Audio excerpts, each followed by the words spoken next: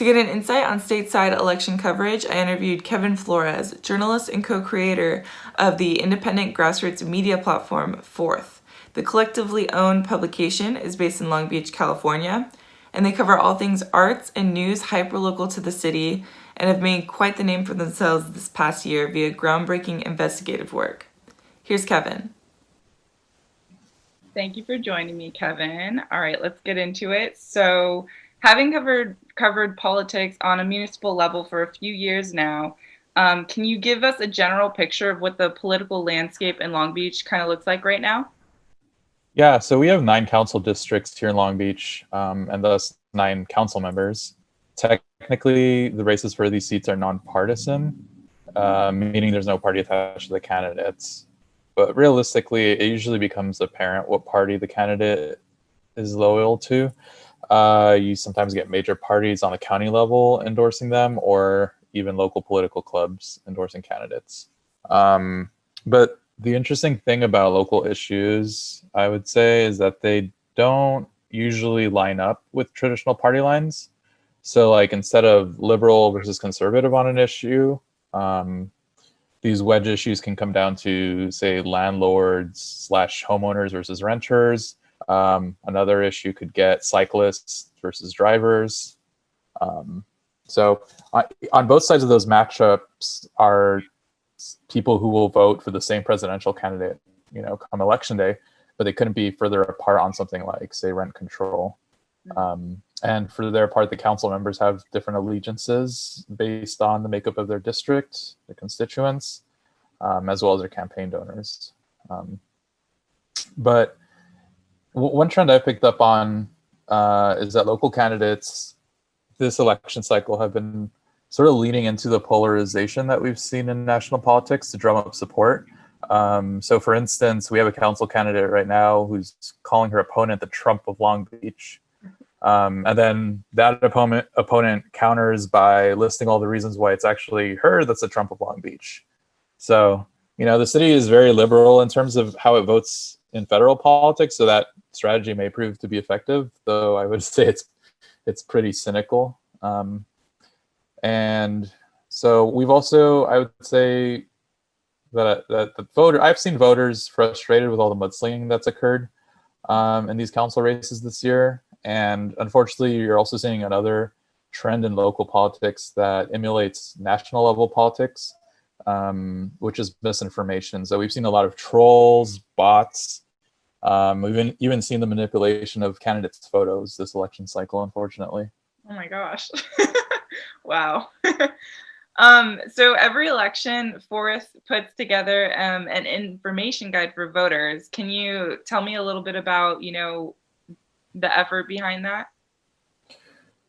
Yeah, we really pride ourselves in reaching out to every candidate in every local election. And we ask questions that go deep into the heart of issues in the city. It's something that's not typical of the local press. So for example, we recently published the first in a series on police surveillance, so a topic that really hasn't been touched at all by the other press outlets here in the city. So that reporting to ask candidates about the lack of training and policy surrounding how police are deploying these invasive surveillance technologies, things such as facial recognition and high-tech cameras, which the department has been amassing with very little oversight from local lawmakers.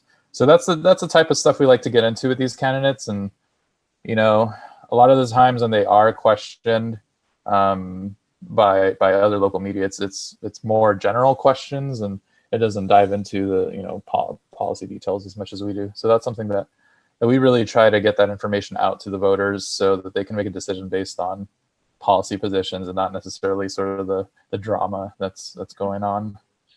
Yeah. Well, that's good. How politically engaged would you say Long Beach residents are in local politics? Normally, I would say dismal. The engagement with local politics, not just in Long Beach, but in most cities across the nation, is pretty dismal. But this year, with all the attention on police reform brought on by the death of George Floyd, I would say that there's more people than usual engaged with local politics, whether that's tuning into a city council meeting or having an opinion about a council candidate. I've definitely observed a definite uptick in interest. Mm-hmm.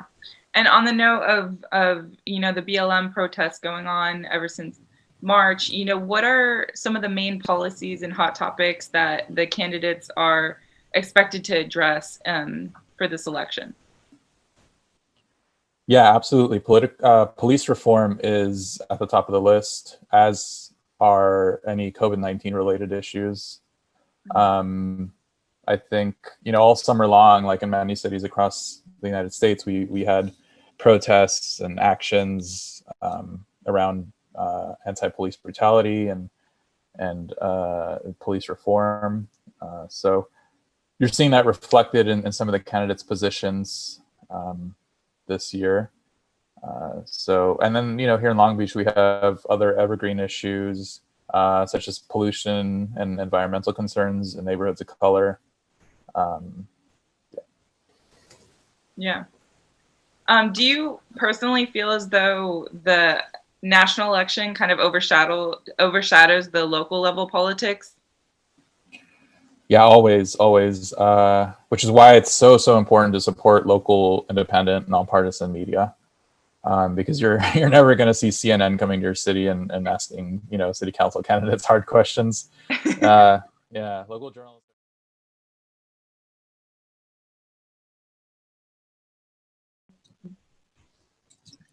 Now, you might have just already answered this next question, but you guys recently teamed up with another community-first media platform, KLBP Radio, on a series called Local Matters, which amplifies awareness on local politics, kind of to combat this. And why is it important for Americans to care about city politics just as much, if not more, than the flashy presidential elections? Yeah, I would argue that local politics have more of a direct effect on people's lives than do national politics. And it's also where a person has the most power to affect change, right? Like someone might want to not have a fast food joint in their neighborhood, and they can gather signatures, gather a group of similarly minded neighbors to go speak at a city council meeting and make sure that project doesn't move forward. And you can get meetings with your city council member. You can't say that about your senator. And you can argue your case in a public forum, and you have more of a chance of being able to make change there than you would anywhere else, in politics and in civics and government. But also, I think with the Black Lives Matter movement raising awareness about police brutality, it's at the local level where most police reform and oversight needs to happen. So that's why I mentioned that you've seen an increased interest in people trying to understand the power dynamics and the ins and outs of city government. So yeah, I think people are realizing more and more that's where a lot of really important decisions get made that can really affect their lives. Well, thank you so much for joining us, Kevin. Thanks for having me.